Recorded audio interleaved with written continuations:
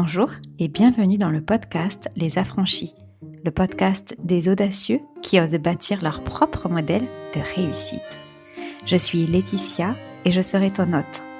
Entrepreneur, visionnaire ambitieuse et implacablement libre, je guide les bâtisseurs atypiques, les parents ambitieux et les esprits libres pour transformer leur vie en véritable œuvre d'art. Si tu veux bâtir une vie où beauté, simplicité et ambition se rencontrent pour laisser un héritage puissant pour toi, tes enfants et le collectif, alors tu es au bon endroit. Plonge dans cet épisode une dose d'inspiration, une claque d'audace et peut-être le déclic. Bonjour. Aujourd'hui, alors que nous nous rapprochons du 100e épisode de podcast sur le podcast des Affranchis, comme toujours, toi et moi, on va avoir une discussion qu'on a rarement. J'appelle ça les vraies discussions. C'est les seules discussions que je suis capable d'avoir, réellement. Et là où j'ai envie de t'amener aujourd'hui, c'est ce moment de ta vie, tous ces moments de ta vie où tu as su en une fraction de seconde ta vérité, où tu as compris, tu as réalisé, tu as pris conscience. Ce déclic, comme une sorte d'interrupteur où tu t'es dit « je sais ». Ce moment précis où tu sais, que ce soit dans une relation, que ce soit dans un travail, que ce soit dans un projet créatif. En fait, peu importe, ça s'appelle la vie. Peu importe où ça se situe, dans l'exemple que je prends aujourd'hui, c'est pour que tu observes, pour que tu reconnaisses cet endroit précis. Parfois, tu peux le sentir dans ton corps. C'est un endroit précis ou au contraire un endroit diffus. Mais c'est comme si ton corps avait obtenu une mise à jour. Tu sais, comme quand on fait la mise à jour du logiciel sur nos appareils électroniques. C'est comme si tu avais reçu une sorte de mise à jour. Tu avais monté une marche et que tout faisait sens à présent. Je sais que tu as cet endroit. Je sais que tu comprends de quoi je parle.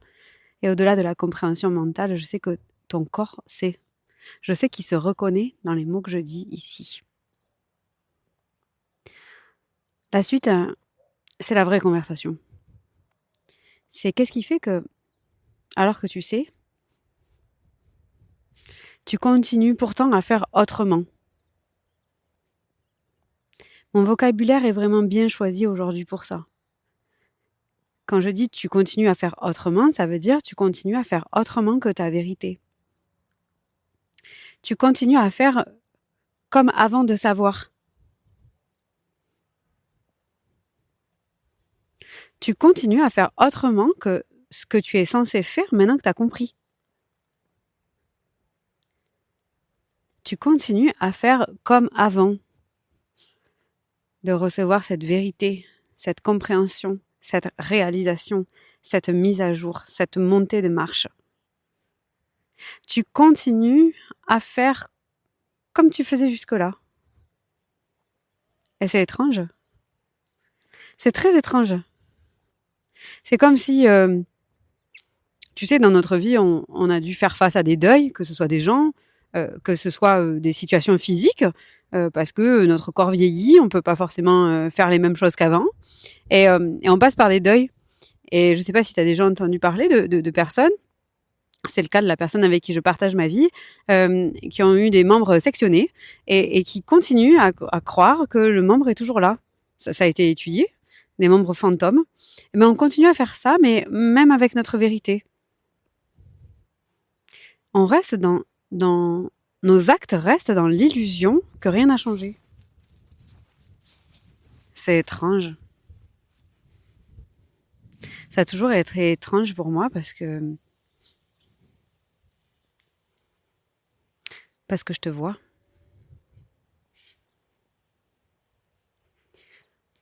Et si ma force est quelque part, c'est là. On ne vient pas à moi parce que j'ai fait un parcours qui permet maintenant de montrer comment j'ai arrêté de me trahir. En fait, je ne sais pas me trahir. Et c'est pour ça que les gens viennent à mes côtés. Pour avoir un exemple vivant, quotidien, de quelqu'un qui ne se trahit pas. Et ça permet de ne pas se trahir soi-même quand parfois on se compromet petit à petit ou grand à grand. Ce que je veux te partager aujourd'hui, c'est mon rapport d'étonnement depuis cet endroit. Comme si j'observais de loin, peut-être même de près, et que je te voyais faire. Et du coup, j'aimerais te poser cette question, non, toi seule à la réponse, c'est pourquoi tu fais exprès? Pourquoi tu continues à faire comme si tu ne savais pas, puisque tu sais? Maintenant que tu sais, tu ne gruges que toi-même en faisant ça. Peut-être en ayant même l'excuse de ne pas vouloir blesser les gens autour de toi. Étrange. Alors qu'en fait, la première personne que tu fourvoies, c'est toi.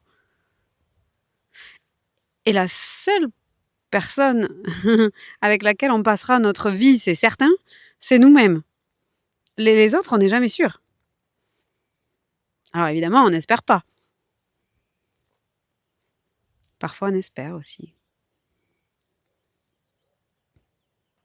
Mais la seule personne avec qui on passera toute notre vie, c'est nous.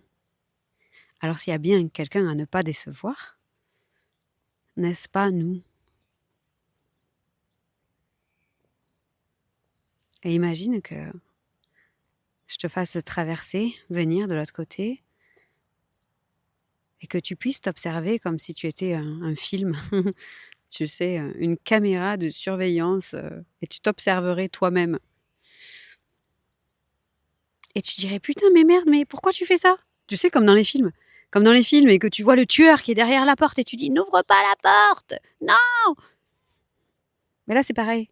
Tu t'observerais toi-même. Qu'est-ce que tu te dirais sur ce que tu es en train de faire? Alors, tu sais, c'est pas facile hein, d'agir en fonction de sa vérité. C'est pas facile du tout. C'est simple, par contre. Ça, c'est sûr. Et souvent, quand on me demande comment est ma vie, je dis que ma vie est simple. J'ai pas dit qu'elle était facile. Et ça, je le répète toujours. Et quand je donne des conférences, les gens me disent, ce que j'ai retenu, c'est que la vie n'est pas facile, mais elle est simple. Ben oui, la vie est extrêmement simple en vrai, quand on suit sa vérité. Alors tu sais, c'est pas facile, non? Si tu te vois avec cette caméra, que tu te regardes et que tu te dis, putain, mais arrête de faire ça. Tu sais très bien que c'est pas ta vérité. Arrête de faire ça avec telle personne. Commence à faire ça à telle personne. Dis ceci à telle personne. Essaye ceci dans ton travail. Arrête ceci dans ton travail. Commence ceci dans ton travail. Essaye. Recommence. Ça, c'était pas vrai. Je sais que tu te dirais ça.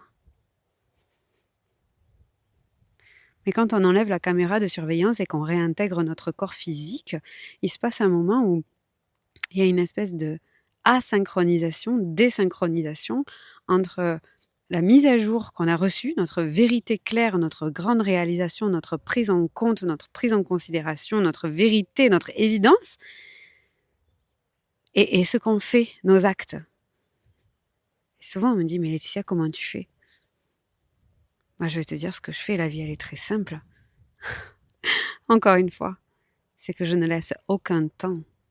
Je ne laisse aucun temps entre la réalisation et les actions qui en découlent. Alors, comme je le dis toujours, et si c'est la première fois que tu m'écoutes, comme je le dis toujours, une action peut être arrêter d'en faire une. Hein. L'action, ça ne veut pas dire commencer à faire quelque chose. Ça veut peut-être dire arrêter de faire la précédente. Hein. Ça vaut dans le champ de l'action pour moi. C'est autant fort d'arrêter de faire quelque chose que de faire quelque chose. Là où je veux en venir, ici, et je l'ai partagé dans un autre épisode, et si jamais tu l'as pas écouté, tu peux m'écrire en privé pour que je t'en parle, et de comment je fais pour ne laisser aucun temps entre la réalisation, la mise à jour, l'évidence qui tombe là, comme une vérité quasiment divine qui débarque dans ta vie. Je ne laisse pas de temps. Et j'en ai parlé plusieurs fois. Je serais ravie de te partager ce que j'ai déjà enregistré à ce sujet. Et il y a autre chose que tu peux faire aussi. J'ai fait avec mes petits bras musclés un quiz pour que tu connaisses ton profil de self-leadership. C'est un quiz qui est entièrement gratuit. Et suite à ce quiz, tu auras la possibilité, si tu as envie, de recevoir mes recommandations par rapport à ton profil. Voilà, donc il y a 10 critères dans le self-leadership et j'ai des recommandations pour chaque critère pour développer justement ton self-leadership. Et je parle de ça dans les recommandations sur la prise de décision. Parce qu'en fait, décider, bon, ça peut être compliqué ou simple, mais surtout, c'est à partir d'où on décide. À partir de la peur, à partir de la culpabilité, à partir de l'ancien, à partir de ce qu'on a toujours fait, à partir de se rebeller contre. Bon, et alors tout ça, ça nécessite de faire un petit peu de ménage.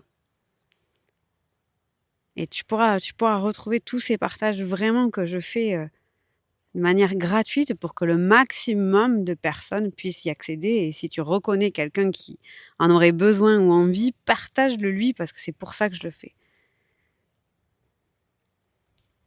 Et pour conclure, ce que je veux vraiment te partager, c'est mon regard extérieur sur ce que tu vis aujourd'hui et qui te pose cette question. Qu'est-ce qui est plus important encore aujourd'hui pour toi que d'écouter ta vérité, puisque tu n'agis pas forcément pour la déployer? Qu'est-ce qui est pour toi plus important encore pour que tu ne sois pas en train de déployer ta vérité? Et souvent, tu vas avoir des réponses qui ne sont pas liées à toi.